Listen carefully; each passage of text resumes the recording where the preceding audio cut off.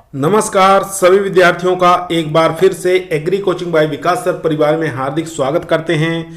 हम रोज एग्रीकल्चर के बेहतरीन प्रश्नों के साथ मुलाकात करते हैं। जैसा कि आप लोगों को पता है, कृषि विज्ञान से संबंधित जितने भी एग्जाम होते हैं, चाहे कॉम्पिटिटिव एग्जाम हो, भर्ती परीक्षा हो, कृषि पर्यवेक्षक, ICR, BHU, AFO, IBPS, agriculture TGT, PGT, FCI, जो भी इस तरीके के एग्जाम होते हैं उनकी तैयारी से संबंधित प्रश्नों को रोजाना लेकर आते हैं। प्यारे विद्यार्थियों, जितने भी आप लोग हमारे चैनल से जुड़े हैं, सबसे पहले सबका हम एग्री कोचिंग बाय विकास सर परिवार में स्वागत करते हैं। आज की जो ये क्लास रहने वाली है, यानी कि जो हमारी एफसीआई, आईबीपीएस और टीजीटी पीजीटी के लिए ये बेहतरीन क्लास चल रही है, ठीक है। इसको ध्यानपूर्वक देखेंगे और लास्ट तक पूरा क्लास को जरूर देखिएगा, क्योंकि एक से एक क्वेश्चनों को यहाँ पर लाया गया है, सम्मिलित किया गया है, जो कि परीक्षा की दृष्टि से काफ़ी इंपॉर्टेंट क्वेश्चन है। तो चलिए शुरू करते हैं अपने फर्स्ट क्वेश्चन से। फर्स्ट क्वेश्चन हमारा कह रहा है, भारत में विनाशी कीट एवं नाशक जीव अधिनियम, जिसको डीआईपी एक्ट कहा जाता है, कब पारित किया गया था? देख लेते हैं ऑप्शन। वर्ष 1901 में, वर्ष 1914 में, वर्ष 1943 में या वर्ष 1952 में। ठीक है, डीआईपी एक्ट जो है आज से 108 साल पहले इसको पारित किया गया था, याद रखेंगे। तो इसका करेक्ट आंसर क्या हो जाएगा, यानी कि वर्ष 1914 में। बी ऑप्शन यहाँ पर करेक्ट आंसर हो जाएगा। ठीक है, डीआईपी एक्ट जो है ये कब पारित हुआ था? ये हुआ था 1914 में, याद रखेंगे। तो बी ऑप्शन यहाँ पर राइट आंसर। चलते हैं दोस्तों क्वेश्चन नंबर 2 पर। दोस्तों, यदि आप लोगों को किसी भी एग्रीकल्चर के एग्जाम में सिलेक्शन लेना है तो ईमानदारी के साथ चैनल को जरूर सब्सक्राइब करिए। यह आपका परिवार है जो सरकारी नौकरी की तरफ ले जाएगा। क्वेश्चन नंबर 2 आपके स्क्रीन पर, ध्यानपूर्वक पढ़िए और इसका आंसर दीजिए। क्वेश्चन नंबर 2 कह रहा है, बैगन का लघु पत्ती रोग, जिसको बैगन का लिटिल लीफ कहा जाता है, रोग किसके द्वारा होता है? काफी इंपॉर्टेंट क्वेश्चन है। आज के एग्रीकल्चर के जितने भी एग्जाम हो रहे हैं उन एग्जामों में खास तौर से ये क्वेश्चन उठाया जा रहा है। तो बैगन का लिटिल लीफ रोग बताना है किसके द्वारा होता है? जीवाणु के द्वारा, विषाणु के द्वारा, कवक के द्वारा या फाइटोप्लाज्मा के द्वारा। ठीक है, तो आपको यहाँ फाइटोप्लाज्मा के द्वारा होता है। यहाँ पर डी ऑप्शन यहाँ पर करेक्ट आंसर हो जाएगा, लेकिन फाइटोप्लाज्मा की जगह MLO भी लिखा जा सकता है। ठीक है, तो अगर MLO भी दिया है तभी भी आप जान लीजिए बैगन का जो लिटिल लीफ रोकता है इसी के कारण लगता है। डी ऑप्शन यहां पर करेक्ट आंसर होगा। चलते हैं क्वेश्चन नंबर 3 पर। क्वेश्चन नंबर 3 आपके स्क्रीन पर है। बहुत ही बेहतरीन क्वेश्चन है, इसको ध्यानपूर्वक पढ़िए और फिर इसका आंसर दीजिए। क्वेश्चन कह रहा है, अधिकांश कवकों में कोशिका भित्ति किसकी बनी होती है? स्टेरोल का या पेंटीग्लाइकन का या काइटिन का या सेलुलोज का?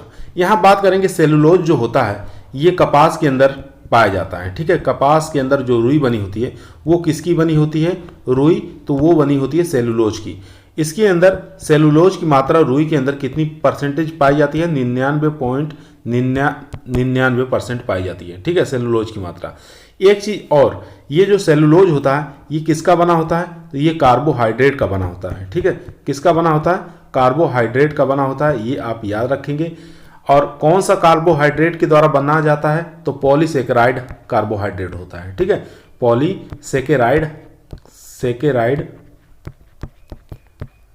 पॉलीसेकेराइड कार्बोहाइड्रेट से मिलकर बना होता है।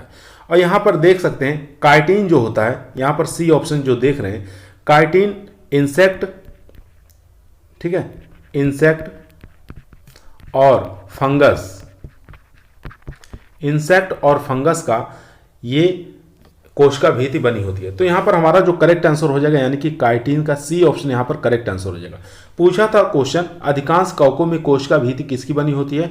तो वो काइटिन की बनी होती है, यानी कि सी ऑप्शन यहां पर राइट आंसर हो जाएगा। ठीक है, एक चीज और देखेंगे, यहां पर जो सेलुलोज होता है, सेलुलोज दीमक का प्रिय भोजन होता है। ठीक है, दीमक का प्रिय भोजन कौन होता है? सेलुलोज होता है। तो ये भी क्वेश्चन बहुत बार एग्जाम में पूछा गया है। तो यहां पर सी ऑप्शन हमारा करेक्ट आंसर है। चलते हैं क्वेश्चन नंबर 4 पर। क्वेश्चन नंबर 4 आपके स्क्रीन पर है। क्वेश्चन कह रहा है, खपरा भृंग किस गण का सदस्य है? ठीक है, इसका गण बताना है, खपरा भृंग। पहले हम जानेंगे खपरा भृंग का वैज्ञानिक नाम क्या होता है। ठीक है, ट्राइकोग्रामा ग्रेरेरियम, क्या नाम होता है इसका? ग्रामा, ट्राइकोग्रामा ग्रिगेरियम, ठीक है, ग्रीनेरियम, ट्राइकोग्रामा ग्रेनेरियम इसका वैज्ञानिक हो गया नाम, किसका, खपरा भृंग का। और इसका गण पूछा है तो गण कौन सा होता है, तो इसका गण हो जाएगा कोलियोप्टेरा, यानी कि डी ऑप्शन यहाँ पर राइट आंसर हो जाएगा, ठीक है, डी ऑप्शन यहाँ पर राइट आंसर हो जाएगा। ये जो होता है खपरा भृंग, जितने भी स्टोरेज वाले स्टोरेज करते हैं, जैसे धान है, गेहूं है, जो भी हम क्रॉप्स को स्टोरेज करते हैं, उसका ये प्रमुख इंसेक्ट है, ठीक है, स्टोरेज इंसेक्ट कह सकते हैं इसको। ये धान के और गेहूं के अंदर, ठीक है, धान और गेहूं के अंदर मुख्य रूप से देखने को मिलता है। चलते हैं क्वेश्चन नंबर 5 पर। दोस्तों इस वीडियो को लास्ट तक जरूर देखिएगा क्योंकि काफ़ी इंपॉर्टेंट वीडियो है। इसमें एक से एक क्वेश्चन, बेहतरीन क्वेश्चनों को सम्मिलित किया गया है जो कि परीक्षा की दृष्टि से काफ़ी इंपॉर्टेंट है। तो लास्ट तक जरूर देखिएगा और पसंद आए तो दोस्तों में शेयर जरूर करिएगा। क्वेश्चन नंबर 5 आपके स्क्रीन पर है। उत्परिवर्तन शब्द का प्रयोग सर्वप्रथम किसने किया था, ठीक है, काफी इंपॉर्टेंट क्वेश्चन है। उत्परिवर्तन शब्द का प्रयोग सर्वप्रथम किसने किया था। उत्परिवर्तन का मतलब होता है कि किसी जीव में, किसी प्लांट्स के अंदर एकाएक परिवर्तन होना, ठीक है, उत्परिवर्तन कहलाता है, म्यूटेशन कहलाता है। तो देखते हैं ऑप्शन क्या है, जैकिंस, निल्सन, एहले या ह्यूगो ड्रीवरीज या सेट राइट 1971। तो इसमें से करेक्ट आंसर हो जाएगा, यानी सी ऑप्शन यहाँ पर राइट आंसर हो जाएगा, यानी कि ह्यूगो ड्रीवरीज 1900 में ये उत्परिवर्तन शब्द का प्रयोग किया गया था, ठीक है, सी ऑप्शन यहाँ पर राइट आंसर। चलते हैं क्वेश्चन नंबर 6 पर। एक और बेहतरीन क्वेश्चन आप अपने स्क्रीन पर देख सकते हैं। क्वेश्चन नंबर 6 का रहा, निम्नलिखित में से माल्टोज शर्करा पाई जाती है, ठीक है। माल्टोज शर्करा जो होती है ये कार्बोहाइड्रेट से निर्माण होता है, ठीक है, किससे निर्माण होता है, कार्बोहाइड्रेट से निर्माण होता है, ये आपको याद होना चाहिए, कार्बोहाइड्रेट, ठीक है।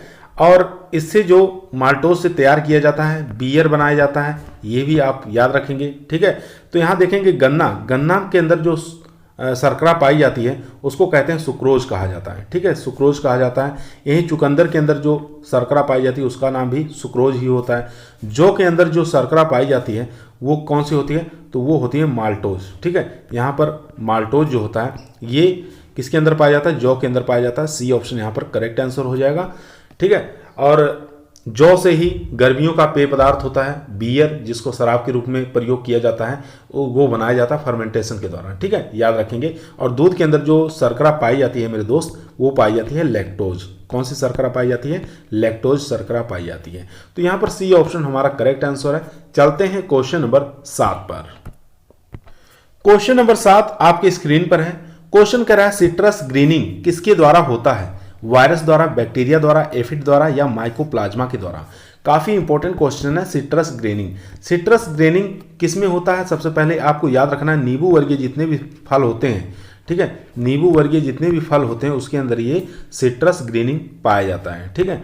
इसमें होता क्या है, फल जो होते हैं पूर्ण रूप से पकते नहीं हैं, कच्चे रह जाते हैं, उसको सिट्रस ग्रेनिंग के नाम से जाना जाता है, यानी कि हरे फल रह जाते हैं, ठीक है।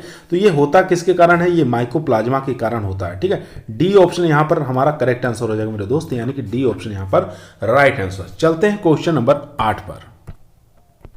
क्वेश्चन नंबर 8 आपके स्क्रीन पर है। बहुत ही बेहतरीन क्वेश्चन है, बहुत बार एग्जामों में आ चुका है। क्वेश्चन नंबर 8 आप इसको ध्यानपूर्वक पढ़ेंगे और इसका आंसर देंगे। चलिए देखते हैं, बाजरे में डाउनी मिल्ड्यू किसके द्वारा होता है, ठीक है। बाजरे के अंदर डाउनी मिल्ड्यू जो रोग लगता है किसके द्वारा लगता है ये आपको बताना है। इसका कई नाम होता है, किस नाम से जाना जाता है, तो इसको हरित बाली रोग भी कहा जाता है, जोगिया रोग भी कहा जाता है, ठीक है। इसकी जो पत्तियां होती हैं वो कैसी हो जाती हैं, पत्ती जो होती है तंतुनुमा हो जाती हैं, यानी कि छोटी छोटी पत्तियां बदल जाती हैं, तंतुओं के रूप में बदल जाती है। तो इसलिए इसको हरी बाली रोग, जोगिया रोग या डाउनी मिल्ड्यू रोग के नाम से जाना जाता है। तो देखते हैं ऑप्शन क्या है, सर्कोस्पोरा ग्रेमिनिकोला, क्लेबिसेप्स फ्यूजीफॉर्मिस या टेलिपोस्पोरियम पेनिसिलेरी या उपयुक्त में से कोई नहीं। तो यहाँ पर करेक्ट आंसर हो जाएगा हमारा ए ऑप्शन, हमारा करेक्ट आंसर हो जाएगा, ठीक है। सर्कोस्पोरा ग्रेमिनिकोला को ये डाउनी मिल्ड्यू रोग पैदा करता है, ठीक है। और इसको हरित बाली रोग, जोगिया रोग, कुछ भी ऐसा दे सकता है। तो आपको आंसर लगाना है, यानी कि सर्कोस्पोरा ग्रेमिनिकोला। यहाँ पर क्लेबिसेप्स फ्यूजीफॉर्मिस शब्द आया है, ठीक है। इसको हम अर्गट रोग कहते हैं, ठीक है, अर्गट रोग कहा जाता है, चेपा रोग कहते हैं, ठीक है। और गोंदा रोग के नाम से भी जाना जाता है। ठीक है, अर्गट याद रखेंगे, चेपा रखेंगे, गोंदा। इसका अगर पूछे तो क्लेविसेप्स फ्यूजीफॉर्मिस हो जाएगा। यहाँ पर टेलीस्पोरियम पेनिसिलेरी शब्द दिया है, तो ये अगर कंडुआ शब्द, कंडुआ रोग बाजरा का पूछे किसके कारण होता है, या स्मट रोग बाजरे का किसके कारण होता है, स्मट या कंडुआ, तो हमारा हो जाएगा टेलीस्पोरियम पेनिसिलेरी। ठीक है, तो इन सब चीजों को आप याद रखेंगे। चलते हैं क्वेश्चन नंबर, यहाँ पर ए ऑप्शन हमारा करेक्ट है। चलते हैं क्वेश्चन नंबर 9 पर। क्वेश्चन नंबर 9 आपके स्क्रीन पर है। क्वेश्चनों की संख्या दोस्तों अधिक है, इसलिए थोड़ा जल्दी जल्दी प्रयास कर रहे हैं कराने के लिए। ठीक है, क्वेश्चन नंबर 9 ध्यानपूर्वक पढ़ेंगे। क्वेश्चन कह रहा है निम्नलिखित में से दीमक का वैज्ञानिक नाम क्या है? होलोट्रेकिया कॉन्सिगुनिया, ओडेंटोटॉर्मस ओबेसस या एमसेक्टा मुराई। तो यहाँ पर बात करेंगे होलोट्रेकिया कॉन्सिगुनिया जो होता है ये व्हाइट गर्भ का वैज्ञानिक नाम होता है। ठीक है, व्हाइट गर्भ कहते हैं, ये मूंगफली का प्रमुख कीट है। ठीक है, व्हाइट गर्भ, इसको खरीफ सीजन के अंदर जो मूंगफली लगती है उसके अंदर अधिक मात्रा में देखने को मिलता है व्हाइट गर्भ। ठीक है, तो उसका वैज्ञानिक नाम हो जाएगा होलोट्रेकिया कॉन्सिगुनिया। यहाँ पर ओडेंटोटर्मस ओबेसस ये हो जाएगा दीमक का वैज्ञानिक नाम। ठीक है, दीमक का वैज्ञानिक नाम हो जाएगा, और इसको व्हाइट एंट के नाम से भी जानते हैं। ठीक है, व्हाइट एंट के नाम से भी इसको जाना जाता है। उसके बाद एमसेक्टा मुराई, ये किसका हो जाएगा? रेड हेयर कैटरपिलर कहा जाता है, इसको कातरा के नाम से भी जाना जाता है। ठीक है, कातरा कह सकते हैं या रेड हेयर कैटरपिलर के नाम से जाना जाता है। ये बाजरे के अंदर अधिकतर देखने को मिलता है। ठीक है, बाजरे का प्रमुख कीट है। चलते हैं, यहाँ पर कौन सा सही हो गया? बी ऑप्शन यहाँ पर हमारा करेक्ट आंसर हो जाएगा, बी ऑप्शन राइट। चलते हैं क्वेश्चन नंबर 10 पर। क्वेश्चन नंबर 10 आपके स्क्रीन पर है। क्वेश्चन कर रहा है सबसे अधिक आर्द्रताग्राही उर्वरक कौन सा है? Ammonium nitrate, urea, ammonium sulphate और कैन खाद को हम कैल्शियम अमोनियम नाइट्रेट के नाम से भी जाना जाता है। यहाँ पर बात करेंगे कैन जो होता है एक प्रकार का उदासीन उर्वरक है। ठीक है, किस प्रकार का उर्वरक है? उदासीन उर्वरक है, ये आपको याद रखना है। बहुत बार उर्वरक के बारे में पूछा जाता है क्वेश्चन कि कौन सा उर्वरक उदासीन है, कौन सा कार्बनिक है। ठीक है, इस प्रकार से आ जाते हैं। तो कैन का पूरा नाम क्या होता है? Calcium ammonium nitrate. ठीक है, कैल्शियम अमोनियम नाइट्रेट इसका पूरा नाम होता है। और यहाँ पर अमोनियम सल्फेट जो देख रहे हैं ये धान का प्रिय जो है उर्वरक है, ये भी आप याद रखेंगे। और यहाँ पर यूरिया जो देख रहे हैं एक प्रकार का कार्बनिक उर्वरक है। ठीक है, किस प्रकार का उर्वरक है? कार्बनिक उर्वरक है, ये आपको याद रखना, कार्बनिक उर्वरक। इसके अंदर नाइट्रोजन की मात्रा कितनी परसेंट पाई जाती है? 46% नाइट्रोजन की मात्रा पाई जाती है। और यहाँ पे बात करेंगे अमोनियम नाइट्रेट के बारे में। अमोनियम नाइट्रेट जो कि किस प्रकार का उर्वरक है? तो ये विस्फोटक उर्वरक है। ठीक है, विस्फोटक उर्वरक की श्रेणी में आता है, ये आपको याद होना चाहिए अमोनियम नाइट्रेट। ठीक है, इसके अंदर बात करेंगे अमोनियम नाइट्रेट के अंदर नाइट्रोजन की मात्रा कितनी पाई जाती है? तो 33 से लेकर 34% तक इसके अंदर नाइट्रोजन की मात्रा पाई जाती है अमोनियम नाइट्रेट के अंदर। तो हमारा ऑप्शन यहाँ पर ए वाला करेक्ट आंसर हो जाएगा। ठीक, ए ऑप्शन यहाँ पर करेक्ट आंसर हो जाएगा, A option right, ammonium nitrate. चलते हैं क्वेश्चन नंबर 11 पर। क्वेश्चन नंबर 11 आपके स्क्रीन पर है। गर्बर टेस्ट द्वारा ज्ञात किया जाता है। ठीक है, आपको बताना है गर्बर टेस्ट के द्वारा क्या ज्ञात किया जाता है? दूध की अम्लता, या दूध में प्रोटीन प्रतिशत, दूध में वसा प्रतिशत, या दूध में SNF% ज्ञात किया जाता है। तो इसमें बताएंगे गर्बर टेस्ट के द्वारा दूध की अम्लता ज्ञात नहीं करते हैं, दूध में प्रोटीन की ज्ञात नहीं करते हैं। तो ये यहाँ पर सी ऑप्शन हमारा राइट आंसर हो जाएगा। दूध में वसा प्रतिशत ज्ञात किया जाता है गर्बर टेस्ट के द्वारा, यानी सी ऑप्शन यहाँ पर राइट आंसर है। ठीक है, चलते हैं क्वेश्चन नंबर 12 पर। क्वेश्चन नंबर 12 आपके स्क्रीन पर है। क्वेश्चन कह रहा है निम्नलिखित में से कोशिका विभाजन को प्रेरित करने वाला हार्मोन कौन सा है? ऑक्सिन, जिब्रेलिन, साइटोकाइनिन या इथाइलिन। काफी इंपॉर्टेंट क्वेश्चन है। बात करेंगे इथाइलिन के बारे में। ठीक है, इथाइलिन जो है फल पकाव हार्मोन है। किस प्रकार का हार्मोन है? फल पकाव हार्मोन है, ये आप याद रखेंगे, हार्मोन्स है, बहुत बार एग्जामों में आ चुका है। और यह जो इथाइलिन होता है एक प्रकार का गैसीय हार्मोन होता है। ठीक है, किस प्रकार का हार्मोन होता है? गैसीय हार्मोन्स होता है, ये याद रखेंगे। और ये केला वगैरह पकाने में इसका प्रयोग किया जाता है इथाइलिन का, जो कि इथेफोन के नाम से ये मार्केट के अंदर उपलब्ध होता है। ठीक है, ये सॉलिड हार्मोन होता है एक प्रकार का। तो यहाँ पर जो करेक्ट आंसर हो जाएगा सी ऑप्शन, यहाँ पर राइट आंसर हो जाएगा साइटोकाइनिन। ठीक है, सी ऑप्शन यहाँ पर राइट आंसर हो जाएगा।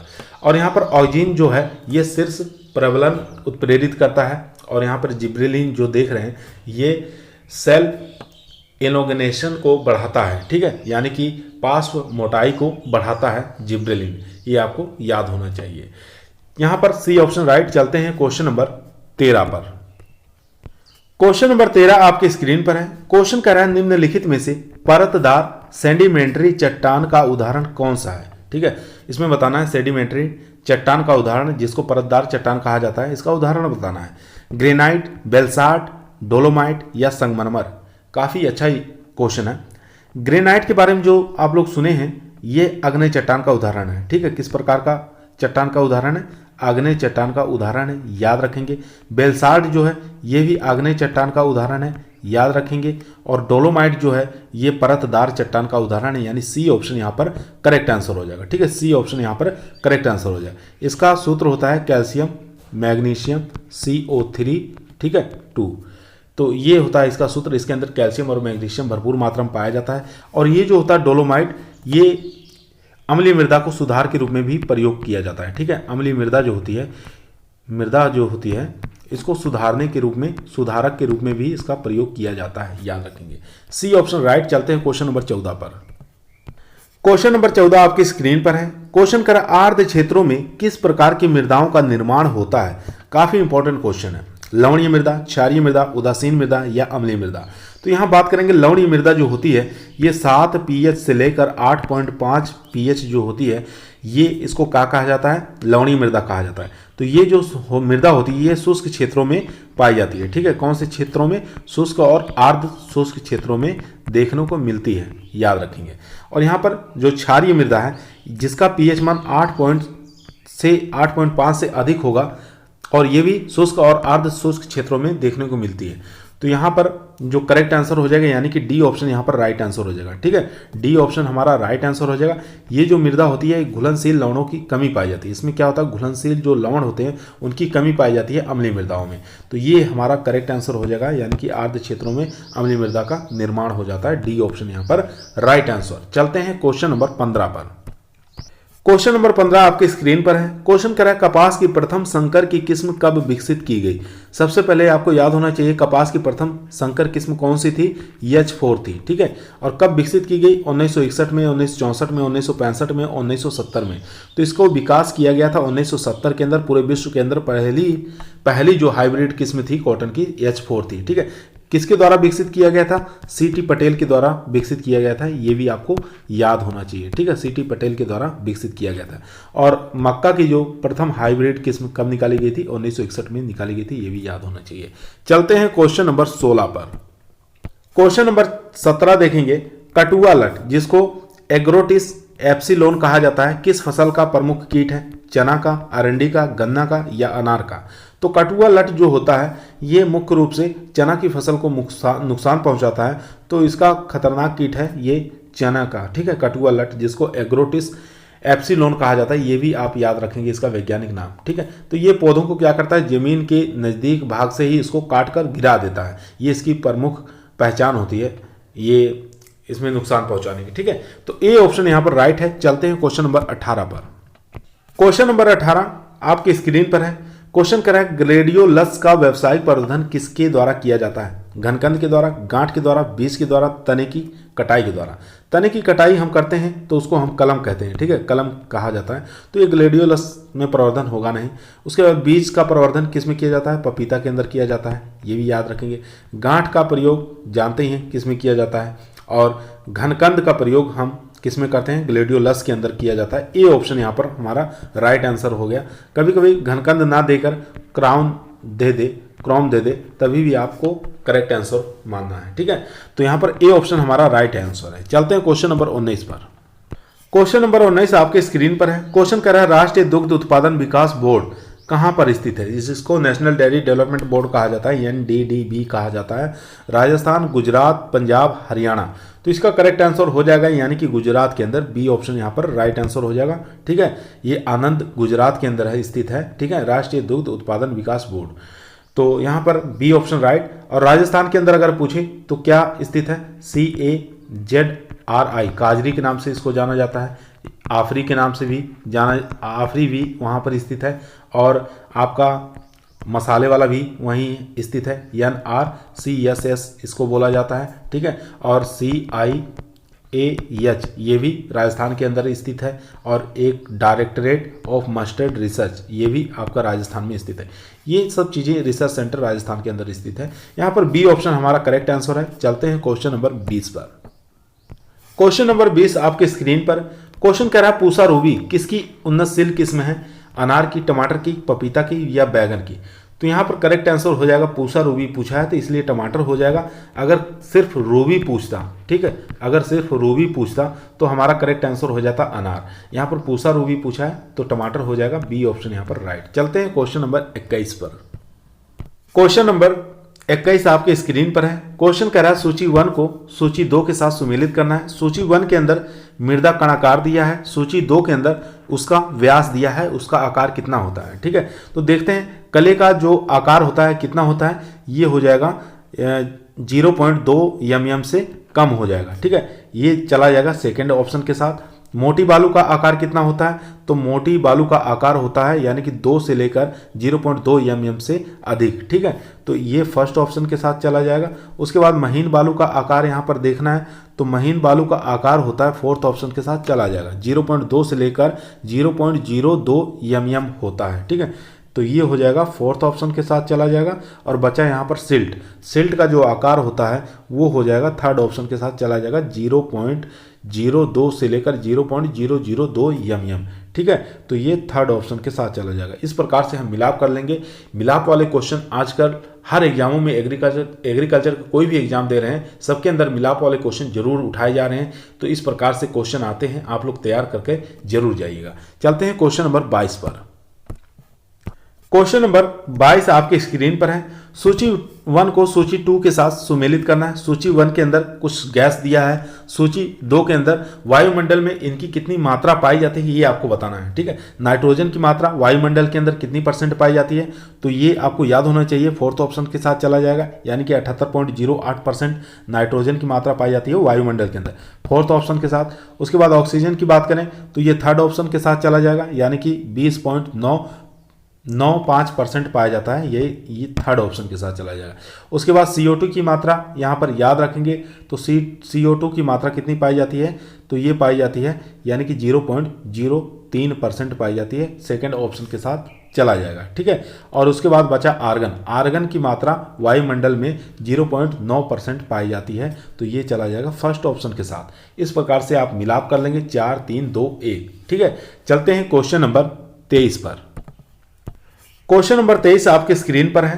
प्याज की रबी फसल के लिए नर्सरी में बीज की बुआई की जाती है। दोस्तों, बहुत ही मोस्ट और इंपॉर्टेंट क्वेश्चनों को हम लेकर आते हैं। प्लीज़ इस वीडियो को जरूर अपने दोस्तों जो भी एग्रीकल्चर के स्टूडेंट है सबके पास जरूर शेयर करिएगा और अधिक से अधिक सब्सक्राइब कराने की कोशिश करिएगा। क्वेश्चन नंबर 23 आपके स्क्रीन पर है, ध्यानपूर्वक पढ़िए। प्याज की रबी फसल हेतु नर्सरी में बीज की बुआई की जाती है, कब करते हैं, ये भी रबी की पूछ रहा है, ध्यान देंगे। अक्टूबर नवंबर में, मई जून में, जनवरी फरवरी में और मार्च अप्रैल में। ठीक है, तो सबसे पहले नर्सरी के लिए 1 हेक्टेयर अगर नर्सरी रोपण करना है तो उसके लिए कितनी स्क्वायर नर्सरी की आवश्यकता होती है, 500 मीटर स्क्वायर की आवश्यकता होती है 1 हेक्टेयर के लिए। ठीक है, और ये जो प्याज है ये रबी सीजन की क्रॉप है। ठीक है, और ये एक बीज पत्री होता है। ठीक है, एक बीज पत्री प्लांट होता है। ये भी बल्ब क्रॉप के नाम से भी इसको जाना जाता है। ठीक है, बल्ब क्रॉप के नाम से भी इसको जाना जाता है, याद रखिए। इसकी नर्सरी जो होती है 6 से लेके 7 सप्ताह में तैयार हो जाती है। ठीक है, 6 से लेके 7 सप्ताह में ये तैयार हो जाती है, ये भी आप याद रखेंगे। तो इसका करेक्ट आंसर हो जाएगा, यानी अक्टूबर और नवंबर के महीने में इसकी नर्सरी से बीज बुआई की जाती है। ए ऑप्शन यहाँ पर राइट आंसर। चलते हैं क्वेश्चन नंबर 24 पर। क्वेश्चन नंबर 24 आपके स्क्रीन पर है, ध्यानपूर्वक पढ़िए और इसका आंसर दीजिए। फूल गोभी में पुष्प आने की क्रिया क्या कहलाता है? ठीक है, फूल गोभी में जो पुष्प आता है उस क्रिया को क्या कहा जाता है? एरोइंग कहा जाता है, बटनिंग कहा जाता है, कार्डलिंग कहा जाता है या रेसिमोस कहा जाता है? तो इसका करेक्ट आंसर हो जाएगा कार्डलिंग कहा जाता है। सी ऑप्शन यहाँ पर राइट आंसर हो जाएगा। बटनिंग क्या किसे कहते हैं? यानी कि कार्ड का छोटा होना। ठीक है, कार्ड का छोटा होना ये कहलाता है बटनिंग कहलाता है। ये एक प्रकार का फिजियोलॉजिकल डिसऑर्डर होता है। ठीक है, फूलगोभी का ध्यान देंगे। सी ऑप्शन यहाँ पर राइट आंसर। चलते हैं क्वेश्चन नंबर 25 पर। क्वेश्चन नंबर ध्यान देंगे 25। प्याज में कंद निर्माण के लिए तापमान होना चाहिए। ठीक है, प्याज में कंद निर्माण जब होता है तो उस समय टेम्परेचर कितना होना चाहिए? 20 से 25 डिग्री सेंटीग्रेड, 13 से 14, 15.5 से 21 या 35 से 40 डिग्री सेंटीग्रेड। यहाँ पर ध्यान देंगे अक्टूबर और नवंबर के महीने में हम क्या करते हैं? अक्टूबर और नवंबर के महीने में हम प्याज की नर्सरी लगाते हैं। ठीक है, नर्सरी लगाते हैं और उसके बाद दिसंबर के महीने में क्या होता है? इसका रोपण कर देते हैं। ठीक है, रोपण कर देते हैं दिसंबर के महीने में। और उसके बाद जो बल्ब का निर्माण होता है, ठीक है, जो कंद का निर्माण होता है वो कब होता है? दिसंबर के महीने में ही इसका रोपण होता है। ठीक है, और दिसंबर और जनवरी के महीने में क्या होता है? टेम्परेचर क्या होता है? हाई तो होगा नहीं, लो ही होता है। तो इसलिए 15.5 से लेके 21 डिग्री सेंटीग्रेड तापमान उपयुक्त माना गया है। सी ऑप्शन यहाँ पर राइट आंसर है। ठीक है, सी ऑप्शन राइट। चलते हैं क्वेश्चन नंबर 26 पर। क्वेश्चन नंबर 26 आपके स्क्रीन पर है। क्वेश्चन कह रहा है साहिवाल नस्ल की गाय का उत्पत्ति स्थान कहाँ है? काठियावाड़ गुजरात, सिंध प्रांत पाकिस्तान, मोंटगोमरी पाकिस्तान या इनमें से कोई नहीं। साहिवाल एक गाय की प्रमुख नस्ल है जो कि दुधारू नस्ल कहलाती है। ठीक है, तो इसका उत्पत्ति स्थान मोंटगोमरी पाकिस्तान है, यानी कि सी ऑप्शन यहाँ पर राइट आंसर हो जाएगा। चलते हैं क्वेश्चन नंबर 27 पर। क्वेश्चन नंबर 27 आपके स्क्रीन पर है। क्वेश्चन कह रहा है निम्नलिखित में से देसी गाय का वैज्ञानिक नाम क्या है? बोस टार्टस, बोस बुवेलिस, बोस इंडिकस या उपयुक्त सभी। तो यहाँ पर करेक्ट आंसर हो जाएगा बोस इंडिकस जो है ये गाय का देसी वैज्ञानिक नाम हो जाएगा। देसी गाय का वैज्ञानिक नाम। सी ऑप्शन यहाँ पर राइट आंसर हो जाएगा। बोस टार्टस जो होता है ये विदेशी गाय का वैज्ञानिक नाम होता है। एक्जोटिक ब्रीड्स जो होते हैं उनका वैज्ञानिक नाम बोस टार्टस होता है। चलते हैं क्वेश्चन नंबर 28 पर। क्वेश्चन नंबर 28 आपके स्क्रीन पर है। क्वेश्चन कह रहा है स्वैम्प बफेलो यानी कि जो दलदली भैंस होती है उनमें गुणसूत्र संख्या कितना होता है? 50, 48, 60, 78। तो इसका करेक्ट आंसर हो जाएगा यानी कि स्वैम्प बफेलो के अंदर क्रोमोजोम संख्या होता है 48। डी बी ऑप्शन यहाँ पर करेक्ट आंसर हो जाएगा। पानी वाली जो भैंसें होती हैं उनके अंदर क्रोमोजोम नंबर कितना होता है? 50 होता है, ये याद रखेंगे। चलते हैं क्वेश्चन नंबर 29 पर।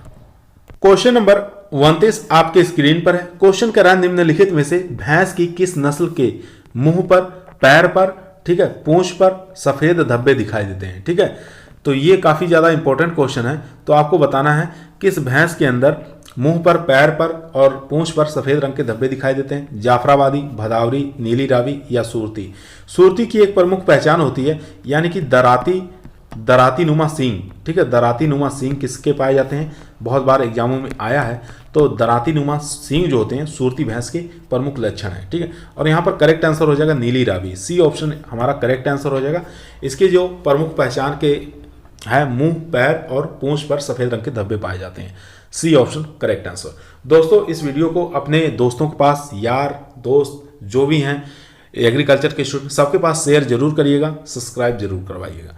क्वेश्चन नंबर 30 पर चलते हैं जो कि आज का हमारा लास्ट क्वेश्चन रहेगा। क्वेश्चन नंबर 30 आपके स्क्रीन पर है जो कि आज का लास्ट क्वेश्चन रहेगा।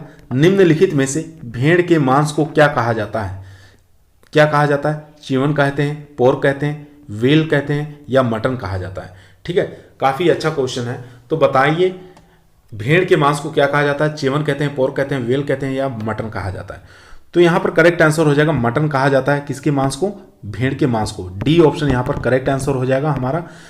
वेल किसके मांस को कहते हैं? यानी कि जो नवजात बछड़ा होता है, ठीक है, जो नवजात बछड़ा होता है उसके मांस को क्या कहते हैं? उसके मांस को विल कहा जाता है। पोर्क मांस किसको कहते हैं? सुअर के जो मांस होता है उसके मांस को पोर्क कहा जाता है। चेवन कहते हैं बकरी के मांस को। ठीक है, बकरी के मांस को क्या कहा जाता है? चेवन के नाम से जाना जाता है। ये याद रखेंगे। आज की क्लास आप लोगों को कैसी लगी ये आप लोग कमेंट के अंदर बताइएगा। कल फिर मुलाकात करते हैं एक नए वीडियो के साथ। ठीक है, तब तक सभी लोगों को धन्यवाद।